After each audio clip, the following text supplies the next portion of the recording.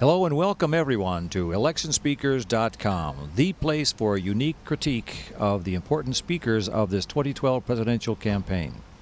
My name is Dr. Dennis Becker, and I'm your host for these special programs, which are designed to give voters the valuable information needed to make a confident decision on November the 6th. We'll be watching and listening to the candidates and others who are trying to win your vote. Their talking techniques and their tactics are our exclusive topic for this unique critique. And tonight we're coming to you especially from the Community and Political Center of Brookline, Massachusetts, the Fireplace Restaurant. And you know, those of you who are regular listeners know that we were here at the last debate and had a great time, and the Fireplace has been terrific in hosting us, and so we're glad to be back here again. And speaking of us, let me introduce our guests tonight, because we have quite a crew around the radio dial tonight. And one of the special things I want to note as we go around is, for those of you, again, who are regular listeners, you know that one of the most popular programs we had this entire campaign season has been the program that we did with the youth. The three folks who came in representing the 13, 16, and 19-year-old youth of our country, and it was a very popular show. So we've invited them back. They are with us again tonight, and they'll be with us. And let me introduce first, as we go left to right around your radio dial, Dylan, who represents the 19-year-olds. Welcome, Dylan. Thank you.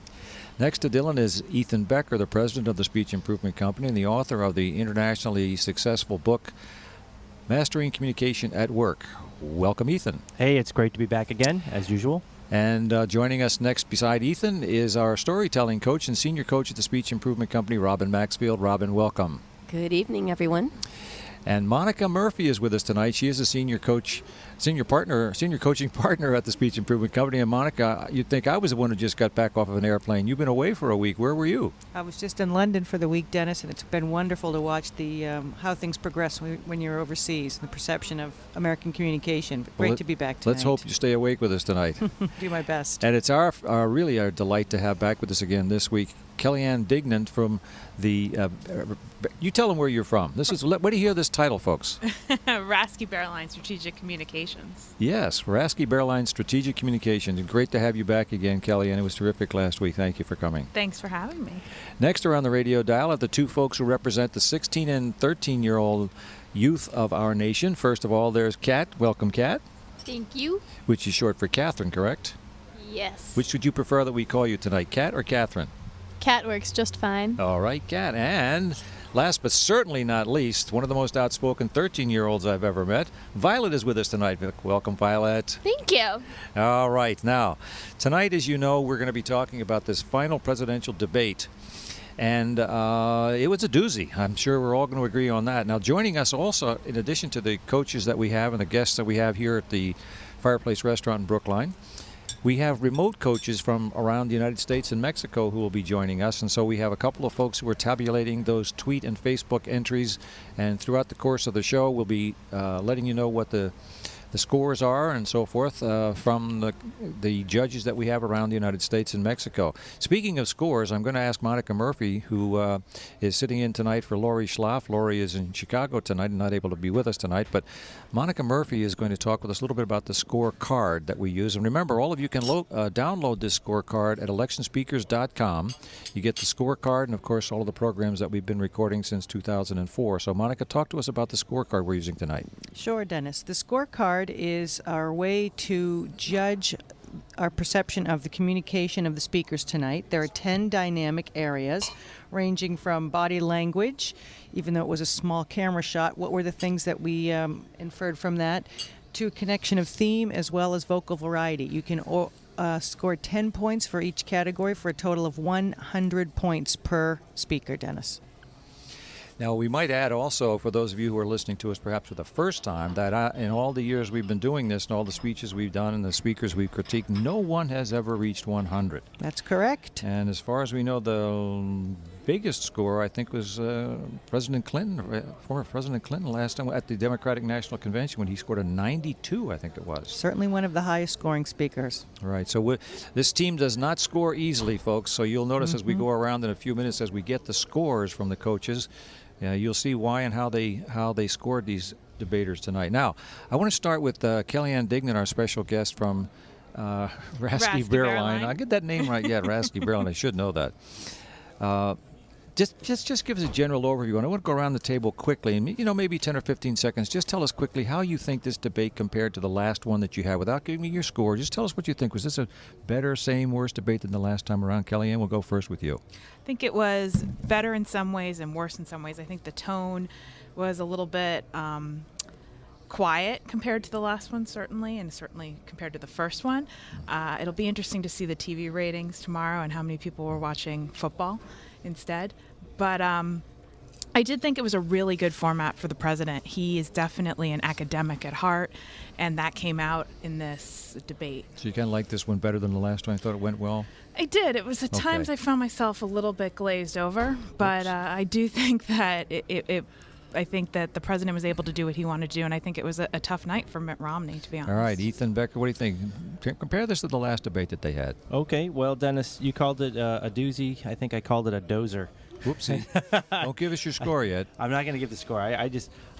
Okay, it was fine. It was okay. I was really bored throughout the debate. Not so much with the messaging, but I think it was just sort of the way both candidates were repeating each other. This reminded me of an old fraternity meeting back in college, the regular meetings where they'd go on forever because everybody would basically repeat what the last guy said.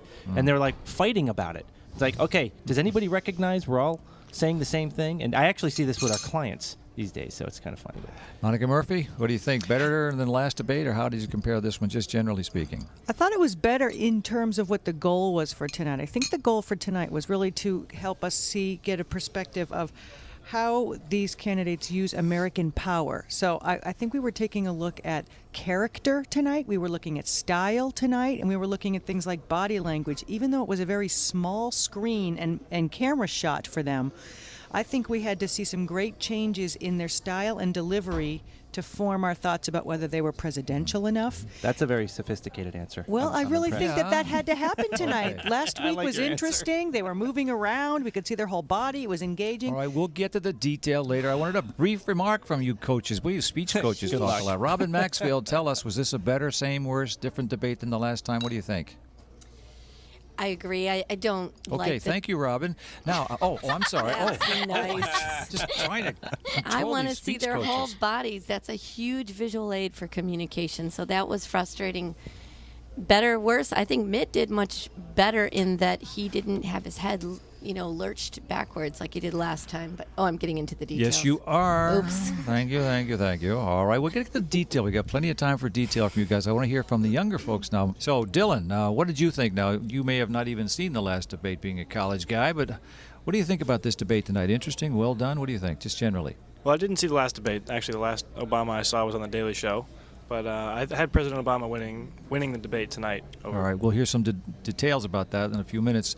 Kat, how about you? What do you think about this debate tonight? Have you seen any debates prior to this one, except the one we did with you on the show? I have. I watched the last debate, and I do think this one was formatted a little bit better because the president and the governor they weren't able to walk around and be as close to each other. This one was more controlled, and they had to focus their emotions more. Well, interesting. It's the opposite of what we heard from one of the other coaches who liked the other one better. So interesting. All right, Violet, what do you think? How was this debate tonight? Well, the last debate I saw was the first presidential debate. I thought that Obama did better in this one, whereas in the last one, Romney did better.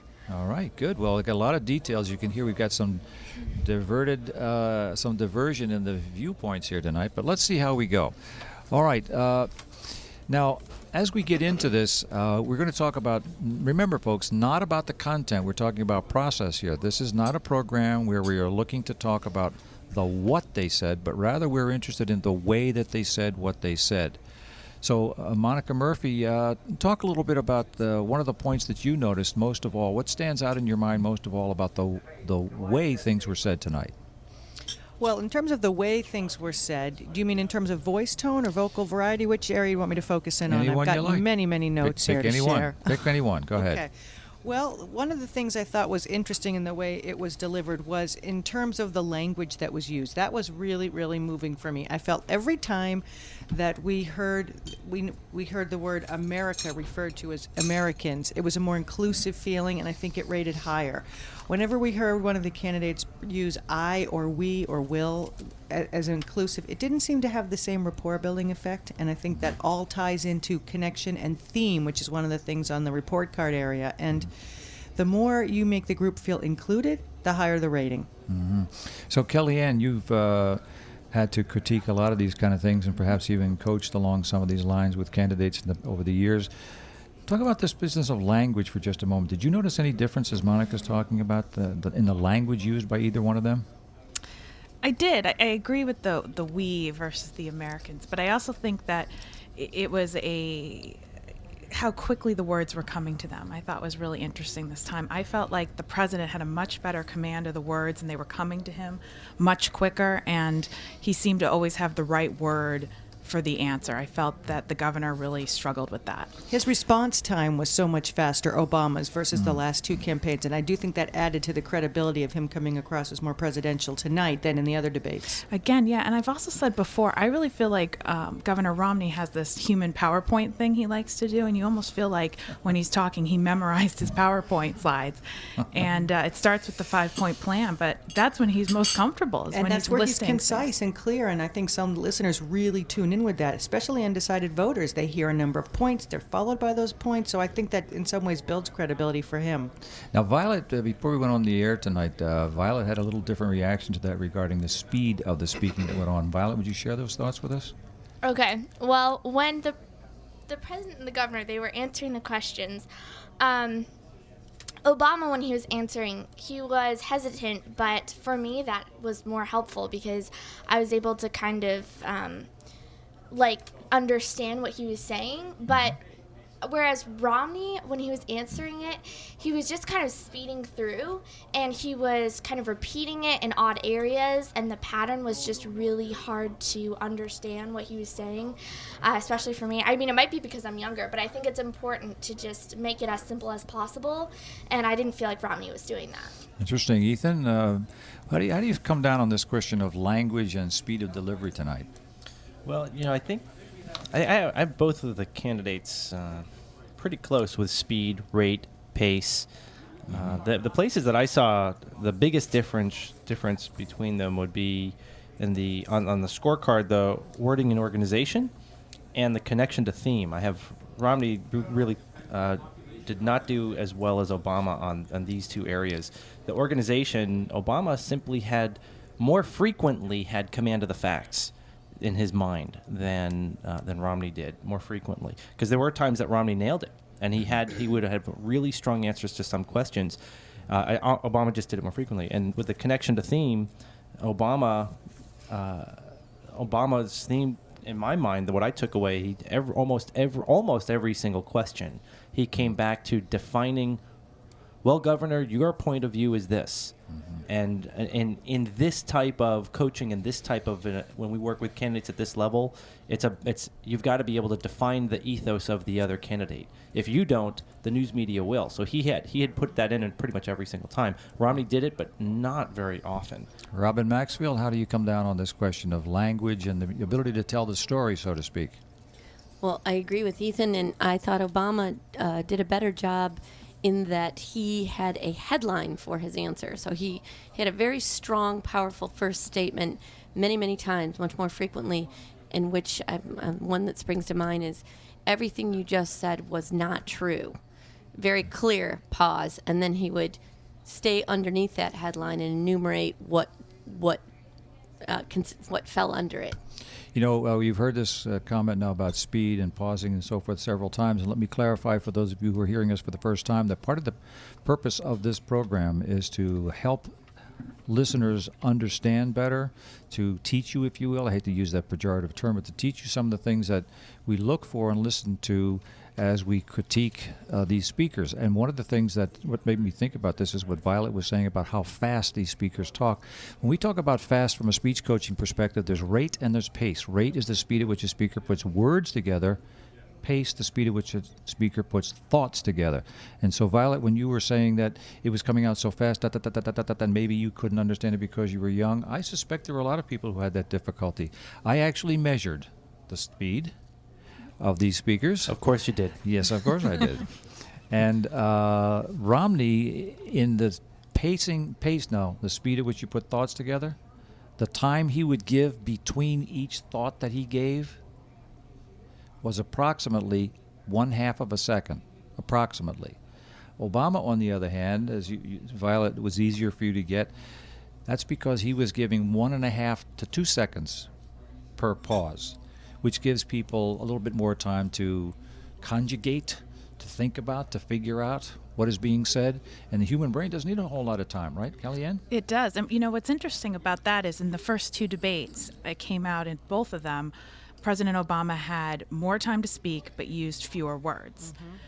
So I think that's a pattern that he's used consistently and has had obviously mixed results, because I think the results of the debates have been different, but was very effective in this environment tonight. I think it also mixes with the nonverbals, because even though he may have used less words, with the response time being slower from Obama in the first debate that we saw, he almost came across as sleepy. His pause time was good, but it was almost too much. And tonight, I know we're going to move to talking about body language, but I think that made a big difference in perception of the response time. We're talking about language for a moment here, just to conclude some of these thoughts. In the close, and I don't mean to jump around folks out there listening, but in the close that they both gave, I thought that the Obama close was much stronger in language. And part of the reason is he said things like, as Commander-in-Chief. He was using language that only the president could use. And that makes the message itself seem so much stronger. And he knew it. And absolutely. He used it, and it worked. I thought he did that a lot throughout the course of the debate. He used presidential language that only he could use. It reminded me of Michael Douglas in the American President movie, at the end, where he comes in and shuts the whole campaign down by saying, I am the President of the United States. There you go. And he was I thought, so effective with that. Even some of the times when he said, those decisions are not always popular. Or he went in to say, me, my country, criticizing me for being too tough. He used it all to his advantage in a way that I haven't seen him do in any of the debates tonight. But I do think that Romney was very effective in his close for pulling out things that he could. Touch of freedom. The nation is the hope of the earth. I mean, he did use words that more people could get around. They weren't as presidential, but I think his job tonight was to try to shake that a little bit. And I think he was effective in doing that, maybe not with the same level of gravitas or presidential style, but I do think he was effective in choosing some words that created some good visuals for people. Okay, a couple of learning opportunities for our listeners tonight, some yeses and some no-nos. Here's one yes that Romney did. He kept coming back to his message. So here's one example that I wrote down where he says, America must lead. And to do that, we need to do by going to the economy. And then he went back to his theme on the economy. Even though that was not the theme of the debate, he was able to reinforce his message there. It's not easy to do that. And then a couple of the no's, Obama had very similar ones. The no's stood out for me more because it's a pet peeve of mine, and we talked about it in the last debate. And it's that magical 3-letter word we not to say. B-U-T. That's right, B-U-T. But so I picked up. They both did it throughout, but here's some examples. Obama. Right. Can I just give this 2 examples here? So Obama's I wrote down was that is not the kind of American leadership that JFK talked about 50 years ago, which erases the comment. And then let's see, Romney had one. I love teachers, but. And if you ask teachers in Massachusetts, they will identify with that. Before we get to the scores, which we're going to hear next from both the coaches here and from the remote judges around the United States and Mexico, before we get to that, I want to ask the 3 members of the youthful nation here about something that I heard in Romney's close. He was talking about the different things, and he said, look, the greatest generation. Now, the greatest generation handed us a torch, blah, blah, blah, whatever he said. He cited the greatest generation. Now, the greatest generation is the World War II generation. These are the folks who were... Or did you think he meant you when he said the greatest generation? Yeah. Interesting, different perception. The greatest generation is known to be that generation that came through the Second World War. All right. That's actually my parents, so it's been a while back. Then he jumped to now we need in this generation. So he jumped from the World War II generation to the generation of right now. Now, who felt left out of that? Where's the generation in the middle? What happened? So I want to hear a little bit from Kat and Dylan and Violet on this. Do you feel at all left out of the way that these guys are approaching the campaign and the issues? Kat, would you go first, please? I feel like in the way the issues are being approached, our generation doesn't matter yet because we're going to be the youngest voters, and the youngest voters don't always vote, or they're not educated enough to vote, and I feel like not being educated enough about what's going on makes it much harder for us to be included and makes it harder for us to be a great generation. Well, when you say it doesn't matter, are you talking about the way you actually feel we don't matter, your generation doesn't matter, or are you saying that's the way you're being regarded? I feel like we don't matter yet because we're just too young for that much of an influence, especially me and Violet. We're not even old enough to vote yet, so we can't say much about the debates and have it be heard. Okay.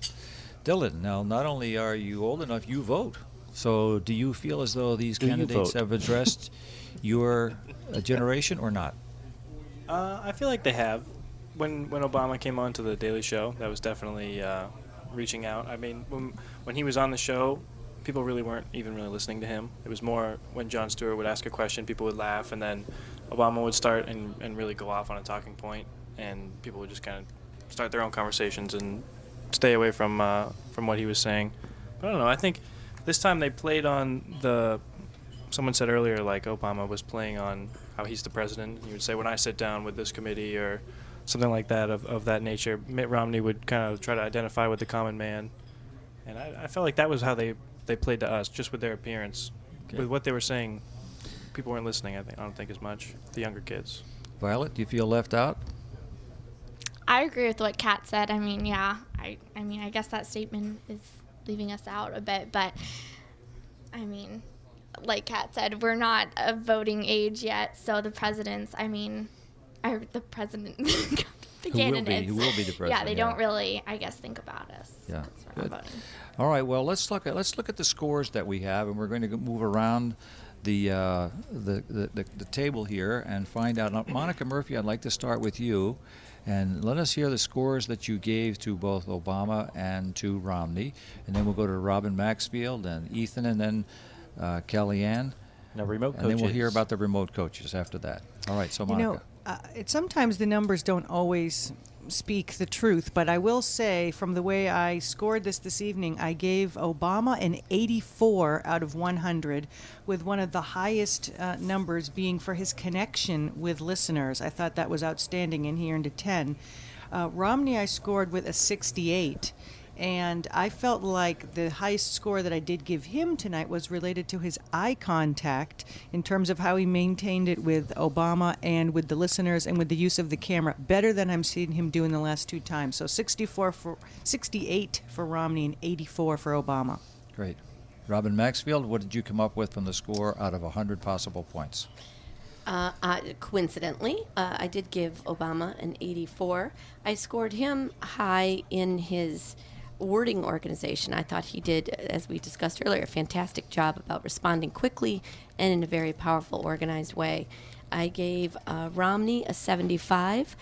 I thought he made great improvement in his facial expressions that he had when Obama was speaking. Big improvement there for him. All right, Ethan, how did you score tonight? Okay, let's see. For the most part, these guys got similar scores. I think both of them would do well if they were casting to be in a movie and as a presidential candidate. Same scores or differentiated with wording and organization and connection and theme. Okay, Obama 75, Romney 69, and although I will say this isn't on our scorecard, but I think Romney's close was much stronger than Obama's close. I was really impressed with the way he pulled it together at the end. Kellyanne Dignan. Yes. I think I was a little bit harsher, for lack of a better term. I gave the president a 61 and Mitt Romney 53. International judge. How dare you? Yeah, I'm just tough. You throw me out, I'm the lowest score. But I think for me it was, I didn't see any wow moments that I'm going to remember, 6 hours from now necessarily. When the bayonet comment is really the big thing for me. Bayonets and the horses. Oh, yeah. Line. There are not a lot of headlines after tonight. There are not. And, Not a lot. that's typical of a foreign policy debate as well. Yeah. All right, Tara, now let's talk about what the remote coaches are saying to us. Tara and Jackie are both our tabulators for the remote coaches. Give us a report. Hi, guys. So the remote judges, the average for Obama was 83 and the average for Romney was 75. And we're just going to read a couple comments that the judges said. President's posture appeared more consistently poised for the engagement. Overall, Romney seemed less secure, more blinking, lip licking, and swallowing from Romney than I saw in previous debates. Michelle said that, who is one of our remote judges. Jackie, do you want to read the second one? Sure. A standout quotation by Deborah Poneman is that tonight Obama was back to the man we voted for 4 years ago, making his points powerfully and clearly with a pace appropriate to his points. Everything was in balance, his gestures, his eye contact, his voice, modulation. His body language did not Mitt Romney's body language did not exude confidence. Actually, by the end, he seemed to be coming apart at the seams. Oh, and his suit looked frumpy. All right. All right. So it looks like everybody's more or less giving this debate tonight to Obama, but let's talk about some of the specifics involved here. Robin Maxfield, I want to ask you a little bit about the sense of presidentialness, if that's a word. Now, there's been some comment that the president came across more presidential and because of the use of his language, because he can use it. If we take away the language part, nobody else can say commander-in-chief except for him, but if you take away those kind of things, did Mr. Romney or Mr. Obama feel more presidential, seem to be more presidential? Take in any of the elements that you think are important to answer that. Okay, taking away the words, I would say what hurt Mitt was the body language that he had. I think he was holding his shoulders up. His suit is obviously not frumpy, but because he was holding his shoulders up, it did make it all look wrinkled, which wasn't good for him. His lip appeared to be shiny and sweaty from the beginning, and one of the places where I felt he really didn't look presidential is when he began to become emotional early on. He did regain control again, but that's one place where Obama has been incredibly consistent in his self-control. And so in that sense, I would say Obama comes across as more presidential, and he's had more practice. Can I actually just point something out for our listeners who, if you're tuning in and you're listening to this and you're saying, what, you people are crazy, you're just biased in one side or the other. It's important to understand that as speech coaches, we're looking at the technical component, and if we're calling it as we see it from a technical perspective, if we were coaching any one of you, these are the kinds of things we'd probably call you on, politics aside. It just happens to come down to this. These are two different people, and they have different speaking styles. These are the things that we see, different than the politics. Monica Murphy. Yep, and I think style is the key of what Ethan just said. And some of the things I thought that Romney did tonight that worked well in terms of the nonverbal presidential style that I haven't seen him do was, I think it was much stronger with the way he used his smiling technique. You know, if you hold a smile for more than about 4 seconds, it looks unnatural. And what I think we saw Romney do well tonight was limit that and have more of a serious face when he was listening. Plus, the other things he did was he leaned a little more over towards Obama when he was speaking. He maintained eye contact. His neck was not as cricked back as it had been at other times. So I thought I judge a lot of it in terms of how they look when they're listening. I thought Obama wearing his rapport-building blue suit was a very strong nonverbal presidential thing. And I also felt that his eye contact and the way that he was giving Romney better eye contact and listening to him was more effective tonight. Regarding that smiling thing, I noticed at the beginning as the debate began, Romney had a little bit more of a smirk on his face. He took care of it, though. He took care of it. It disappeared. Now, you know, remember at the beginning, that was also the earlier, Kellyanne, you remember that at the beginning of the debates when they had that confrontation, and they both got into it, and Romney was really into it. Now, who else had a famous smirk? After that, it disappeared.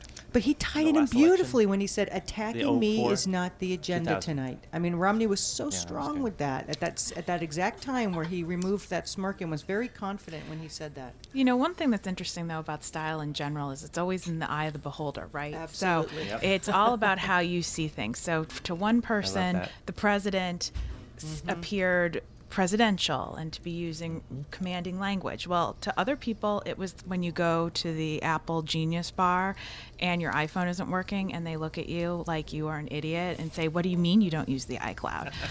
So it's all in the eye of how you look at it. Absolutely. And the question is, I think for these candidates, they're focused on a very narrow sliver of voters at this point.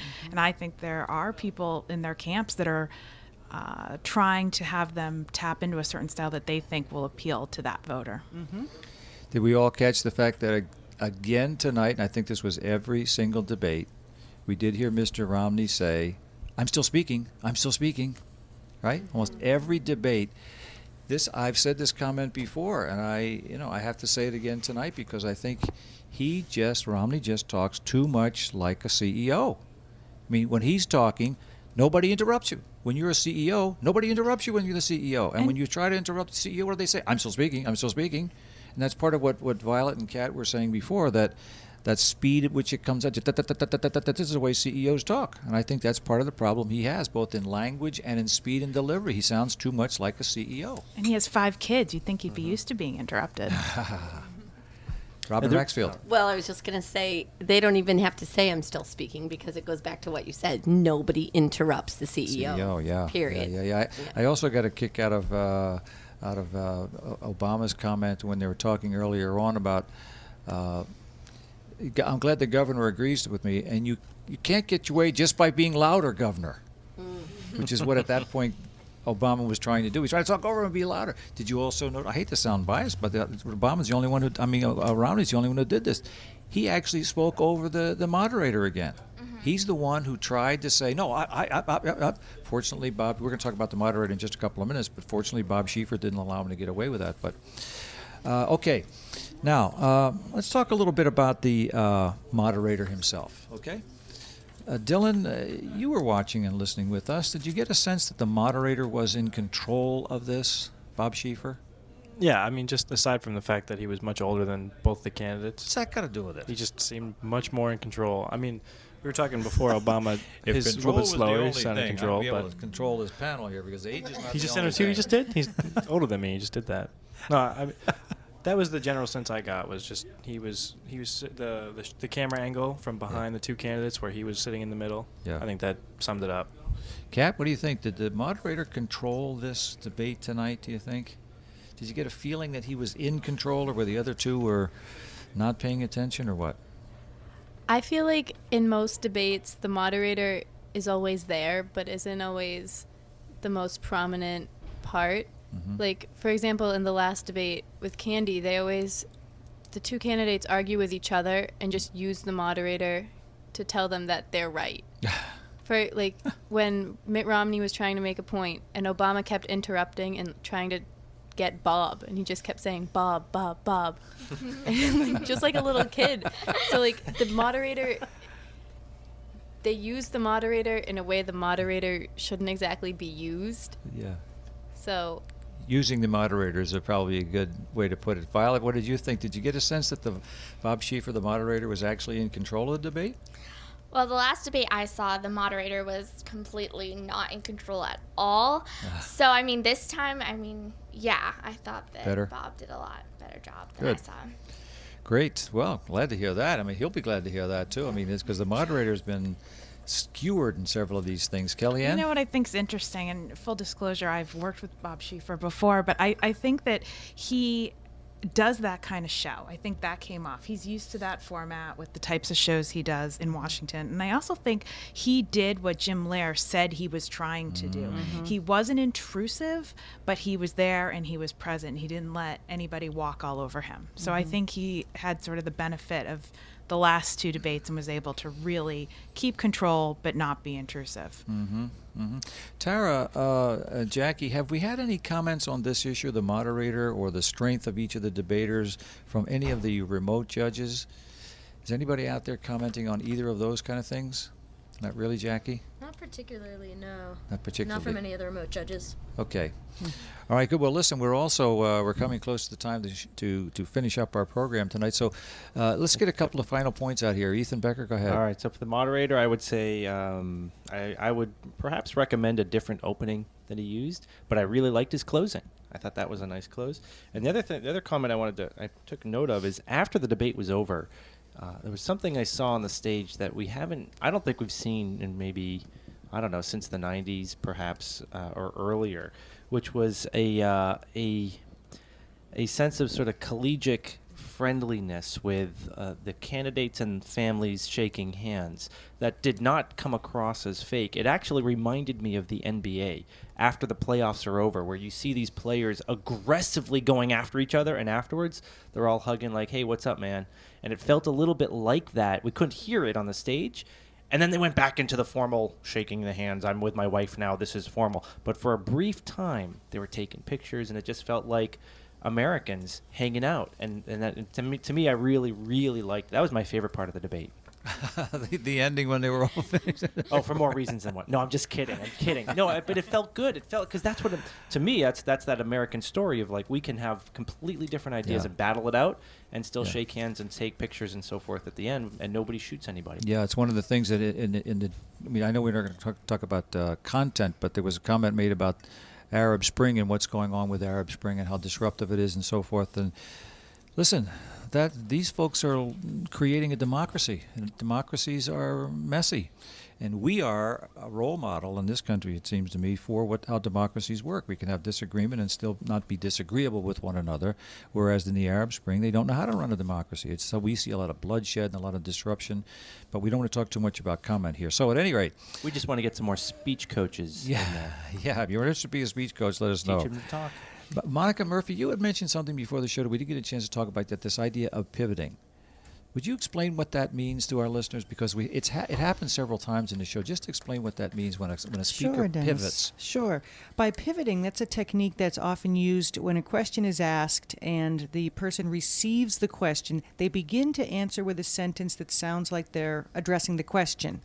However, they then pivot to a point they would like to discuss. They transition. They use that line to pivot to the topic that they would like to talk about. And we saw that used several times tonight effectively. When it's done effectively, you really don't even notice. That's the whole idea of that technique, to make it not noticed. And it's usually, when we coach politicians, it's usually something we teach them to do when they either don't know the answer or don't have a good answer. Or they've rehearsed something that they really want to get in. And I do feel Obama did that very well tonight when he would pivot to his talking points and he would get his theme in, I thought, very consistently. And it's not just for politics. We do this in the corporate world, too, because it's just not as aggressive, but because you need to get your message across, and it's a great technique. It is one of the things that listeners, voters, clients can be a little bit annoyed by. However, if they ask you a direct question and they don't get a direct answer, they find it kind of annoying, and they think you're avoiding or you're insecure or uncertain about your answer. Right, Kellyanne? Yeah, I mean, in media training, we often call it blocking and bridging, which is a little bit more aggressive a term, but it's this, you have to practice it, and it's a real art, and it only works, even I think with the people that do it well, probably 90% of the time. It's very hard when confronted with a direct yes or no question to go back to your talking points. Normally it's not a good idea to actually tell the moderator that you're not going to answer their question and you're going to say what you want. Normally we would say that's frowned upon. But I also think people use the it to skill. get back to their comfort zone. I Sure. thought Mitt Romney, particularly tonight, he just wanted to get back to the economic issues and talk about jobs. And once he did that, his whole body just, it was like his shoulders came up and some of the weight just seemed to be coming off of him. I remember when I first studied to be a speech coach, I really found it ethically, morally challenging to teach, let's take a politician, for example, to teach a politician how to do that, block and bridge, how to pivot. Because I'm teaching them how to avoid the question, teaching them how to not answer what the constituents or whatever need to know until, and I felt really bad about that ethically, until I decided, well, you know what?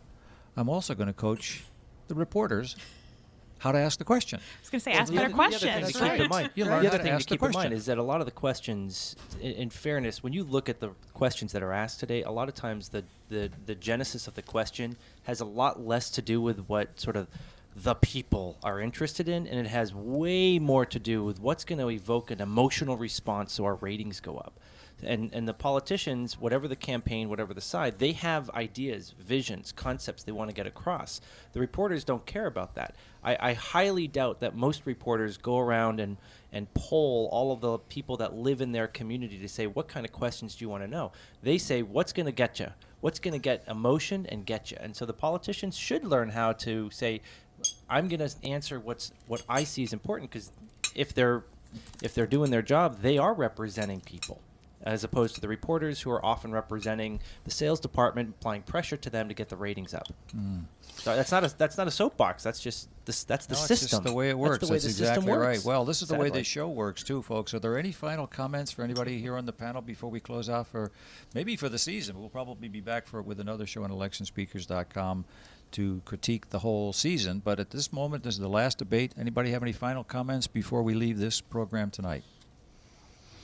Dennis, I think it's going to be interesting to, as we go forward, see what come away as some of the great debate moments. You know, I mean, if you think back to other debates we've seen or watched, I remember Carter and Reagan. You know, Carter goes on, and Reagan says, "There you go again," and it becomes so famous. Yeah. I wonder what things we'll take away from these debates. Well, there's no Saturday Night Live this week, so that's Not gonna. this week. So Last this one, one's, I'd definitely. say, This this one, one's gonna go into, never I know. think, the deep history books. Well, all right. Thank you all very much for being here. And I have to tell our listeners out there that, you know, the last time we had the youth on the program with us, we concluded the show. It was a great show. It was one of the most popular shows we've ever done. We concluded the show, you guys may remember, with the three of them sitting across from me at the table making pig faces, trying to break us all up. Well, guess what's happening tonight, kids? They're doing it again. But it's been such a delight to have you, the three of you here. I thank you so much for being here. So going left to right around the radio dial, let's give a special thanks to Dylan for coming in. I appreciate Of course. the 19-year-old perspective. You're a well-behaved young man. I tried. Don't forget tonight. to vote. I did.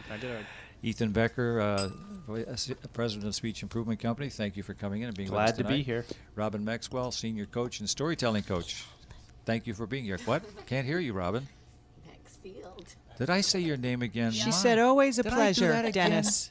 Yes, I said thank you so much. Have a terrible. lovely evening. Robin Maxfield, heavens to Murgatroyd. How do I get that wrong every time?